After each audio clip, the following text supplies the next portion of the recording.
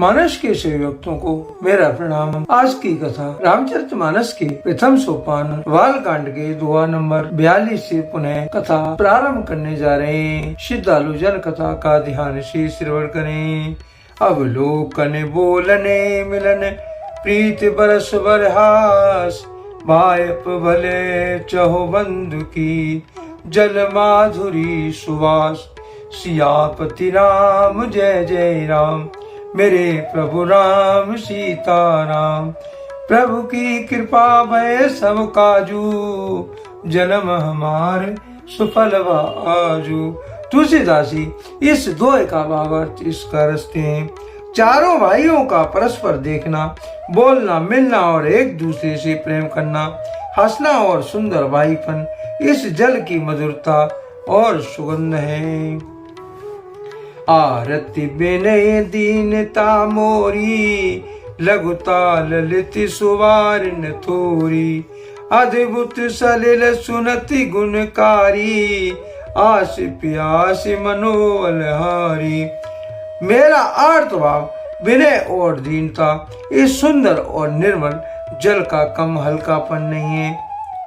यह जल बड़ा ही अनोखा है, जो सुनने से ही गुण करता है और आशा रूपी प्यास को और मन के मैल को दूर कर देता है। राम सुप्रेमहि पोषित पानी, हरत सकल कल कुल सुगलानी। भव श्रम शोषक तोषक तोषा, समन दुर्ति दुख दर्द दोषा। यह जल श्री रामचंद्र की सुंदर प्रेम को पुष्ट करता है, कलयुग के समस्त पापों और उनसे होने वाली ग्लानि को हल लेता है, संसार के जन्म मृत्यु रूप श्रम को सोख लेता है, संतोष को भी संतुष्ट कर देता है और पाप ताप दरिद्रता और दोषों को नष्ट कर देता है। काम क्रोध मद मोहन सावन, विमल विवेक विराग वड़ावन। सादर मंजन पान किए ते, मिटे पाप बर ताप हिए थे। यह जल काम क्रोध मद और मोह का नाश करने वाला और निर्मल ज्ञान और वैराग का बढ़ाने वाला है। इसमें आदर पूर्वक स्नान करने से और इसे पीने से हृदय में रहने वाले सब पाप ताप मिट जाते हैं। जिन्हें ये बार न मानस दोए, ते कायर कल काल भिगोए। त्रिशिति निरखी रवि कर भवबारी, फिर ही मृग जिम जीव दुखारी। जिन्होंने इस राम स्वस्थ रूपी जल में अपने हृदय को नहीं धोया, वे कायर कलकाल के द्वारा ठगे गए। जैसे प्यासा हिरण सूर्य की किरणों के रेत पर पड़ने से उत्पन्न हुए जल के भ्रम को वास्तविक जल समझकर पीने को दौड़ता है और जल न पाकर दुखी होता है, वैसे ही वे कलयुग से ठगे हुए जीव भी विषयों के पीछे भटक कर दुखी होंगे। मति अनुहारी सुवारी गुण, गने गने मने अनिवाय। सुमिर भवानी शंकर ही, कई कवि कथा सुहाय। सियापति राम जय जय राम, मेरे प्रभु राम सीताराम। प्रभु की कृपा भय सब काजू, जन्म हमार सुफल आजू। तुलसीदासी इस दोहे का भावार्थ इसका लिखते हैं। अपनी बुद्धि के अनुसार इस सुंदर जल के गुणों को विचार कर उसमें अपने मन को स्नान कराकर और श्री भवानी शंकर को स्मरण करके कवि तुलसीदास सुंदर कथा कहता है। अब रघुपदे पद पंकरहूं, ये धर पाए प्रसाद। कहो जुगल मुनिवर कर, मिलन सुवग संवाद। अब मैं श्री रघुनाथ जी के चरण कमलों को हृदय में धारण कर और उनका प्रसाद पाकर दोनों श्रेष्ठ मुनियों के मिलन का सुंदर संवाद वर्णन करता हूँ। भारद्वाज मुनि बसई प्रयागा, तिन्हि राम पद यति अनुरागा। तापसी समुदम दया निधाना, परमारति पद परम सुजाना। भारद्वाज मुनि प्रयाग में बसते हैं। उनका श्री राम जी के चरणों में अत्यंत प्रेम है। वे तपस्वी, निर्गीचित, जितेंद्रिय और दया के निधान और परमात्मा के मार्ग में बड़ी ही चतुर हैं। माघ मकर गत रवि जब होई, तीरथ पते आव सब कोई। देव धनुज किन्नर नर श्रेणी, सादर मंजहि सकल त्रिवेणी। माघ में जब सूर्य मकर राशि भर जाते हैं तब सब लोग तीर्थराज प्रयाग को आते हैं। देवता, दैत्य, किन्नर और मनुष्य समूह सब आदर पूर्वक त्रिवेणी में स्नान करते हैं। पूजय माघव पद जल जाता, परसिय खे बटु हर्षित गाता। भारद्वाज आश्रम अति पावन, परम रम्य मुनिवर मन भावन।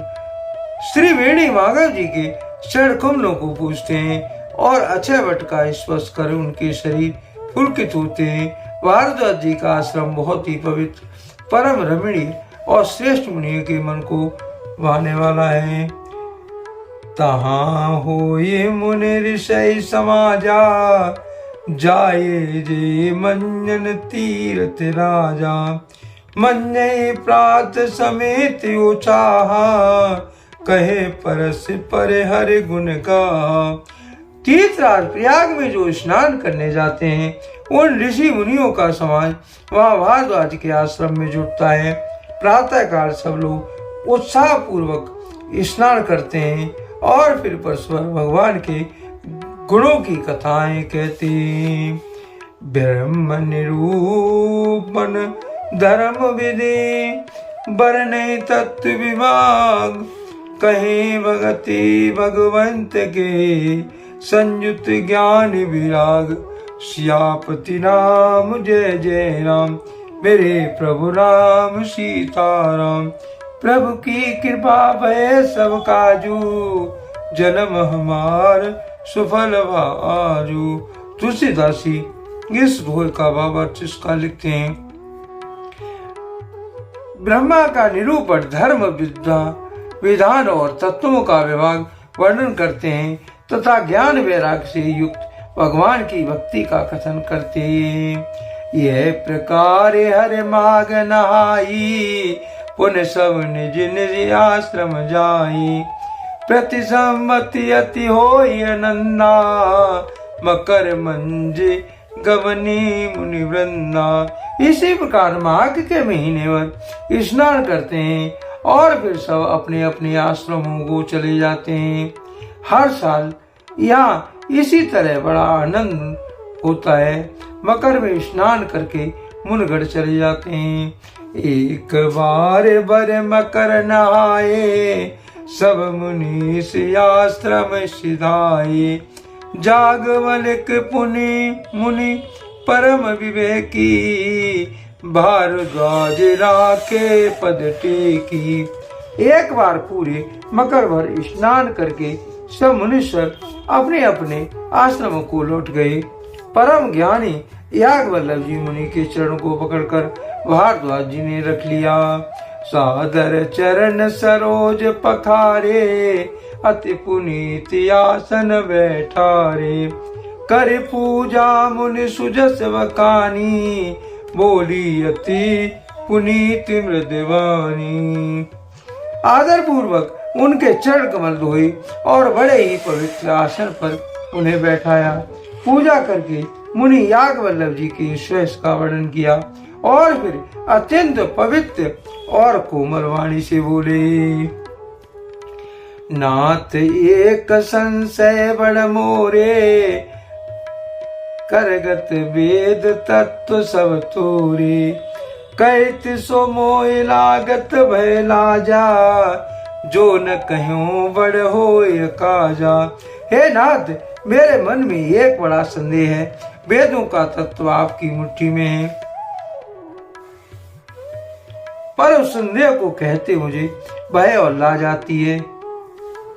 भय इसलिए है कि कहीं आप यह न समझें कि मेरी परीक्षा ले रहा है। लाज इसलिए आती है कि इतनी आयु बीत गई, अब तक ज्ञान न हुआ, और यदि नहीं कहता हूं तो बड़ी हानि होती है, क्योंकि अज्ञानी बना रहता हूं। संत कहीं असी नीति प्रभु, श्रुति पुराणे मुनि गाव, होई न विमल विवेक उरु, गुरु सन किए दुराव। सियापति राम जय जय राम, मेरे प्रभु राम सीताराम। प्रभु की कृपा भय सब काजू, जन्म हमार सफल आजू। तुलसीदास जी इस दोहे का भावार्थ इसका लिखते हैं, हे प्रभु, संत लोग ऐसी नीति कहते हैं, और वेद पुराण और मुनिजन भी यही बोल बतलाते हैं कि गुरु के साथ शिफाव करने से हृदय में निर्बल ज्ञान नहीं होता। आज के लिए कथा का यहीं पर विराम दिया जाता है। यदि मुझसे पढ़ने में कोई त्रुटि हो गई हो तो राम सेवक जानकर मुझे क्षमा करें। यदि आपको रामचरितमानस की यह कथा पसंद आई हो तो कमेंट में जय श्री राम अवश्य लिखें और अपने प्रिय मित्रों को कथा का शेयर करें। धन्यवाद। जय श्री राम।